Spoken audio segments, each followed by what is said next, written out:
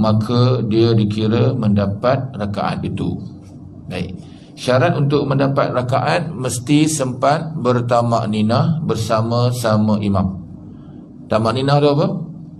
Mendiamkan anggota badan bersama imam sekadar subhanallah. Pendek je, subhanallah kita diam.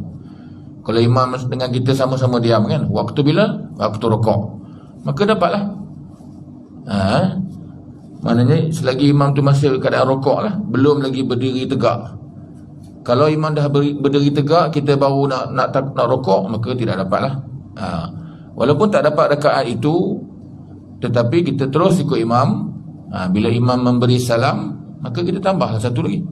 Kerana kita tak dapat rakaat tadi. Itu yang kita dah bincang kuliah yang sebelum ni. Baik, yang kedua, syarat untuk dapat rakaat.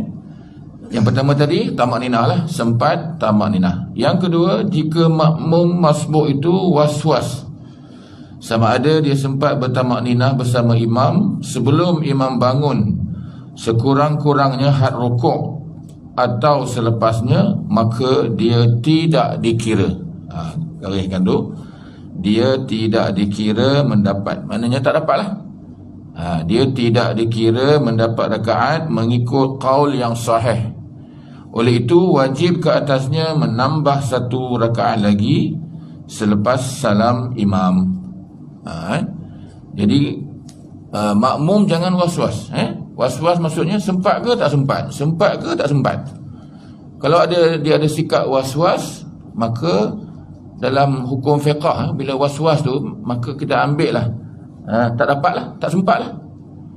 Umpamanya dalam kes bilangan rakaat, tadi saya tadi buat 3 ke 4, jadi ambillah yang sedikit 3. Jadi kita ambil 3. Itu dinamakan kita was-was ataupun ragu-ragu. Kalau ambil 4, itu bukan ragu dah. 4 tu dah pasti. Jadi kalau 3 ke 4, jadi ambil yang rendah, 3 lah. 3 walaupun kita dah buat 4. Itu cara dalam sembahyang ni. Dalam apa jua syariat Allah ni mesti ada keyakinan. Yakin tu penting. Sebab itu imam, kalau dia yakin lah dia buat 4 rakaat, padahal dia menambah, padahal dia buat 5, makmum tengok kira 5, tapi imam dia yakin, aku buat 4. Sampai ke sudah dia kata 4 juga, sampai balik rumah tak ada khilaf, tak ada ragu-ragu, tak ada was-was, maka sah lah sembahyang imam tu, walaupun dia buat 5. Yang jadi harunya makmum lah. Makmum kata, dah imam tadi buat 5. Ada yang makmum ada 2 jenis. Selalu saya beritahu kan, makmum yang peka dia kira lah, apa dah 5 lebih. Ada satu lagi makmum yang peka. Yang peka ni dia tak kisah, ikut je. Dia tak kira imam buat 5 ke 6 ke, janji dia ikut. Jadi makmum ini dia ikut, sah lah. Sah juga selagi imam tadi dia yakin dengan dia kata dia buat 4.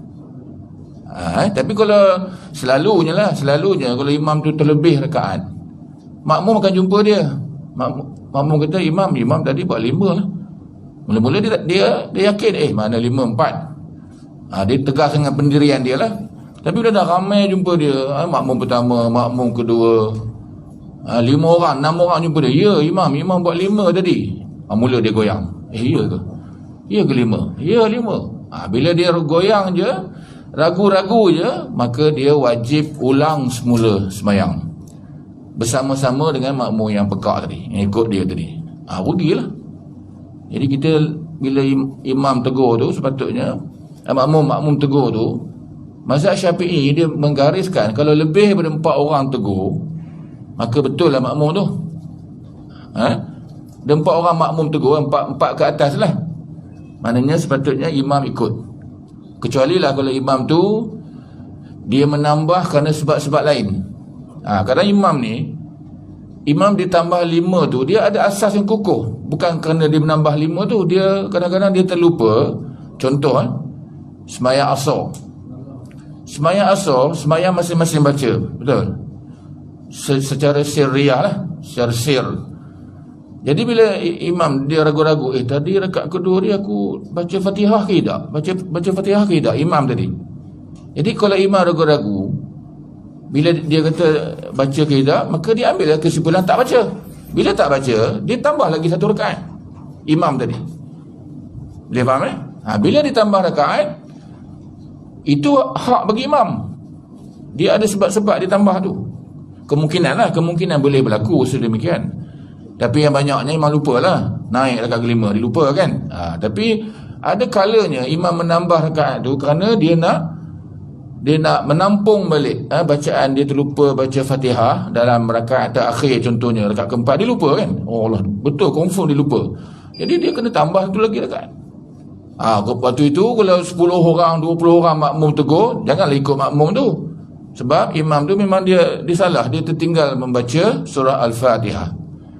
Membaca surah Al-Fatihah adalah rukun. Kalau imam tak baca, makmum tak baca, batal sembahyang. Khususnya makmum yang muwafiq lah. Kalau makmum yang masbuk tak apa, makmum yang masbuk Fatihah dia ditanggung oleh imam. Tapi bukanlah kelebihan dengan anggap seronok lah datang lambat, boleh imam tanggung.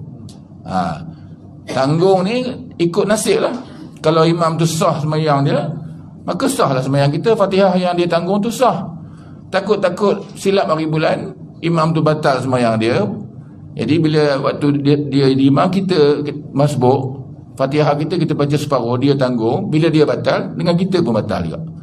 Batal pada rakaat itu lah. Rakaat lain yang kita baca sendiri itu sah. Rakaat yang kita tak sempat baca Fatihah tu tak dikira. Jadi bukan satu keistimewaan. Jadi maknanya kalau dia was-was, maka tak dapatlah. Ataupun dia berselisih. Imam katakan imam takbir, imam rukuk, Allahu Akbar, dia baru sampai. Bila dia sampai, dia kena takbiratul ihram dulu. Makmum ni tak boleh terus Allahu Akbar terus rukuk. Kalau dia lambat, dia masbuk. Takbiratul ihram dulu, Allahu Akbar, pegang, barulah turun rukuk, Allahu Akbar, ikut imam. Masa dia turun rukuk tu, sempat tak dia bertamak ninang imam lah, mendiamkan anggota badan. Diam sama imam sekadar subhanallah, pendek ataupun sekadar sedetik. Kalau sempat, dapatlah rakaat tu. Kalau dia berselisih, Allahu Akbar, dia sampai Allahu Akbar, Allahu Akbar, sami Allahu liman hamidah. Masa dia turun rukuk, imam dia bangkit. Jadi tak berselisih. Bila berselisih, tak sempat tamak ninah, maka tak dapat rakaat tu. Walaupun tak dapat, terus ikut, tak ada masalah. Imam dah bangkit, dia pun bangkitlah ikut. Imam sujud, dia pun sujud, samalah. Bila dah imam salam, jadi makmum tadi kena bangun, tambah lagi satu rakaat. Kerana dia tak sempat tadi. Boleh itu perkara yang kedua. Maknanya tak boleh was-was lah. Sepatutnya dapat bertamak ninah bersama-sama imam.